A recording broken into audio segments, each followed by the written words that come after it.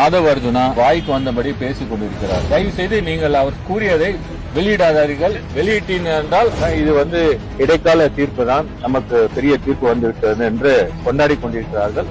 அவருக்கு தெரியட்டும், புரியட்டும். அவர் பிரஷர் கொடுத்து தீர்ப்பு வாங்கப்பட்டது என்று அவதூறாக உயர்நீதிமன்றத்தை ஆதவ் அர்ஜுனா அவருக்கு வாய்க்கு வந்தபடி பேசிக் கொண்டிருக்கிறார். அவர் கூறியதெல்லாம் நீங்கள் தயவு செய்து போட்டுகிறீர்கள் என்றால் இது கண்டெம்ட் ஆஃப் கோர்ட் ஆகிவிடும். ஏனால் ஒரு நீதிபதியை அவதூறாக பேசுவது உச்ச நீதிமன்றம் தீர்ப்புகள்ல நிறைய சொல்லியிருக்கு. அது கிரிமினல் கண்டெம்ட் ஆகிவிடும். ஆகவே அதை பற்றி நாம் ரொம்ப பேச வேண்டிய அவசியம் இல்லை. அவர் கூறியிருந்தால் அது தவறான ஒரு விஷயமாகும்.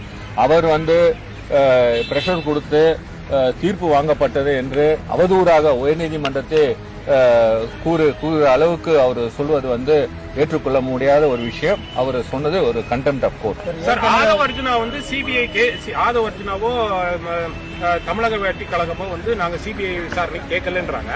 மத்த 3 பேருமே முறைகேடாக பெட்டிஷன் ஃபைல் பண்ணாங்க. அவங்க சிபிஐ விசாரணை கேட்டாங்க. ஆனா அவங்க வழக்குல இந்த தீர்ப்பு வழங்கல. ஆனா உச்சநீதிமன்றம் சிபிஐ கேட்காத ஒரு வழக்குல எப்படி சிபிஐ இல்ல, இது எல்லாருமே சேர்ந்து எல்லா மனுக்களும் சேர்ந்துதான் காமனா ஜட்மெண்ட் போட்டிருக்கு. அதனாலதான் அந்த ஃப்ராட் விஜியேட் சாலம் ஆக்ட் ஒரு தனிப்பட்ட முறையில ஜட்மெண்ட் போட்டிருந்தா அந்த தனியா நிற்கும் அந்த ஜட்மெண்ட்.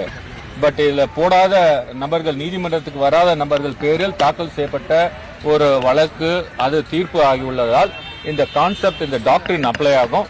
எனவே நீதிமன்றம் அதுக்கு ஒரு பர்மிஷன் கொடுத்திருக்காங்க. அது சம்பந்தமாக நீதிமன்றத்தை